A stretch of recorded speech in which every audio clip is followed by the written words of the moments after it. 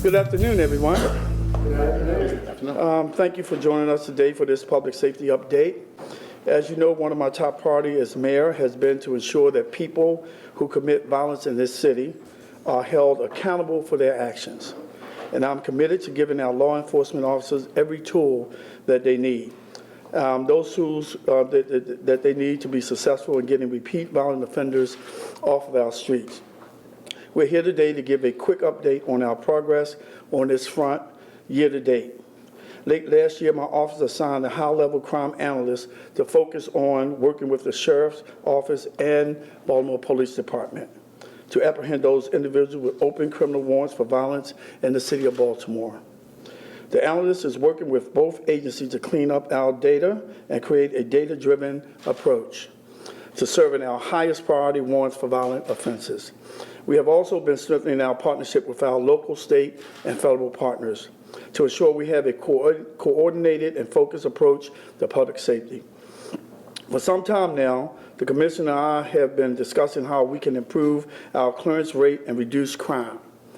I'm adamant that we must do more to bring justice to those who have been impacted by violence in our community.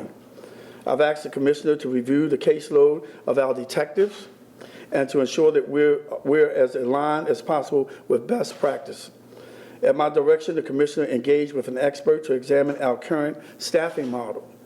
And you'll hear a bit today about changes we've made to improve our ability to respond to violent crime. As you'll hear from the Commissioner shortly, we are already starting to see the positive impact of these changes.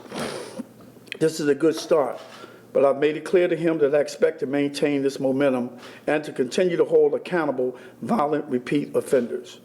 BPD has also recently been collaborating with our federal partners, the Sheriff's Office, school police, Department of Public Safety and Correctional Services, and other law enforcement agencies on Operation Relentless Pursuit, where we have been focusing on service of high priority warrants. Now I will turn it over to Commissioner Harrison to share more details on our progress year to date. Mr. Commissioner. Thank you, Mr. Mayor, and good afternoon, and thank you all for coming today. Every day, the men and women of this department go out to serve and protect in some of the most challenging and dangerous situations. As the mayor has stated, our department is working diligently to remove repeat violent offenders and bad actors off of the streets every single day. This year alone, we have made 13 arrests for homicide cases with a cumulative average of 48%. These case closures include incidents that took place in a few of the locations I will name: the 3200 block of Bel Air Road, the 1800 block of Harlan Avenue, the 1900 block of McHenry Street, the 100 block of North Kenwood Avenue, the 2400 block of Louise Avenue, the 1800 block of West Pratt Street, and the 1400 block of Brewing Highway. This is just some of the great work that our officers are doing every day to make our city safer. In addition to these warrants, we've added 14 investigators to our homicide unit over the past 6 months, and we are constantly adapting our deployment and enforcement strategies to deter crime, and we've increased the turnaround time on misdemeanor and felony warrants. Patrol officers are conducting more foot patrols and business checks, while also identifying targeting criminal organizations whose members' lawless behavior fuel the majority of our violence, including robberies and drug trafficking. This weekend alone, the Warrant Apprehension Task Force served 18 warrants with 10 arrests and 7 clearances. These clearances include 4 failure to appear, 2 violations of probation and parole, and 1 possession of a firearm. Since the beginning of the year, we have taken 157 guns off the streets of Baltimore and made 80 arrests for guns. We must continue to build on this momentum as we continue to be laser focused in apprehending and holding repeat violent offenders accountable. These arrests represent just some of the really good work that our officers are doing. Every day, our officers demonstrate our sense of urgency in getting in front of the crime fight.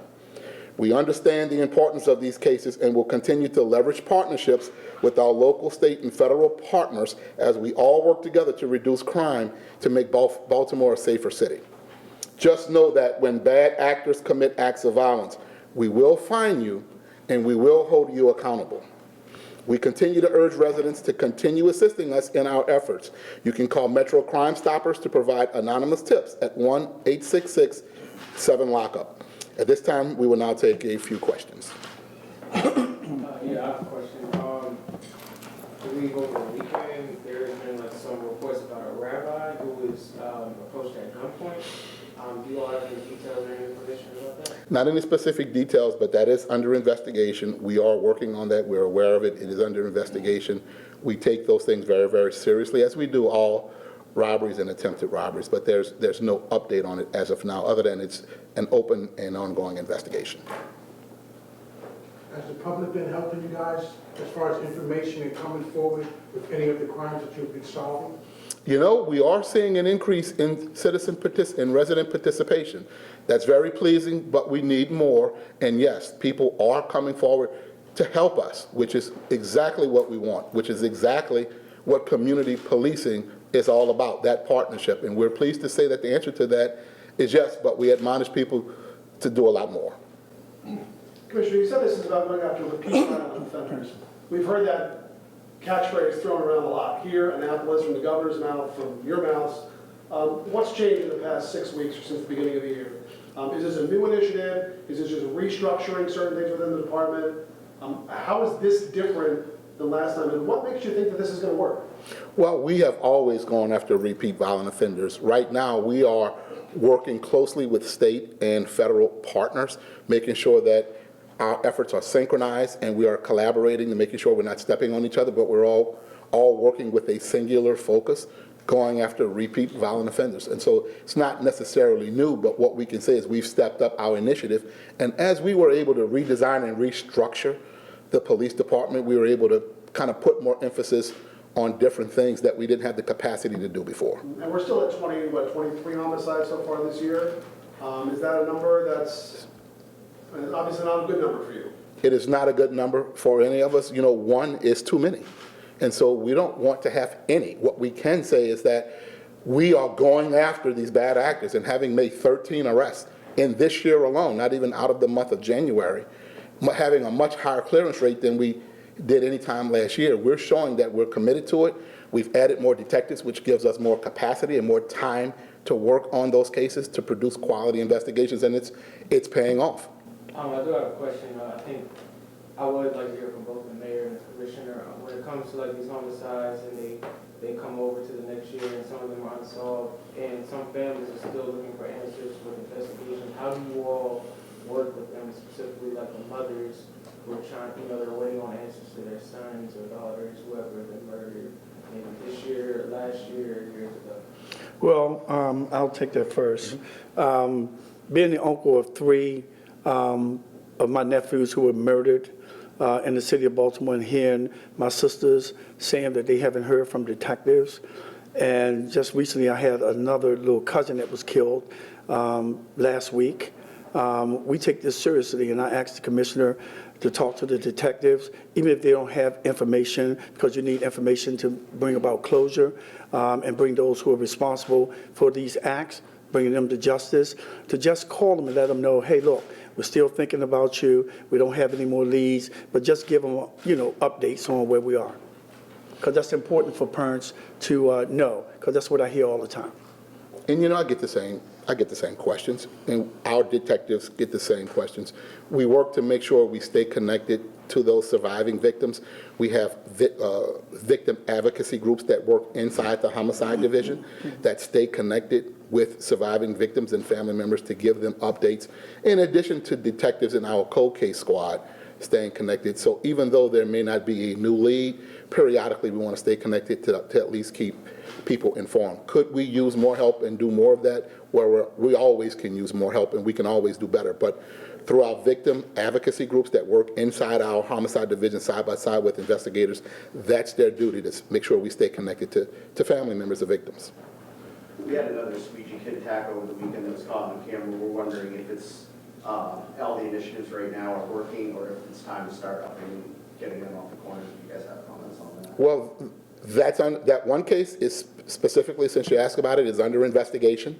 We have taken that video and we are looking through CCTV cameras from around the area to see if we can identify the person who was caught on that video so that we can get a warrant of arrest for that person and hold that person accountable. That's a bad actor that should not have been out there and committing that attack as a crime. And when we find that person, and we will, he's going to be prosecuted to the full extent of the law. It's an ongoing investigation, and we're working side by side with the Mayor's Office of Youth and Family Services to, number one, provide opportunities so those young men don't have to do that, but for this case specifically, to identify that person to hold them accountable.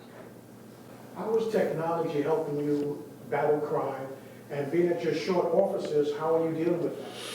It's helping us be smarter about where to be, using data to tell us where crimes are being committed, what kind of crimes, when they're occurring, so the data is informing us about where to be and when to be there.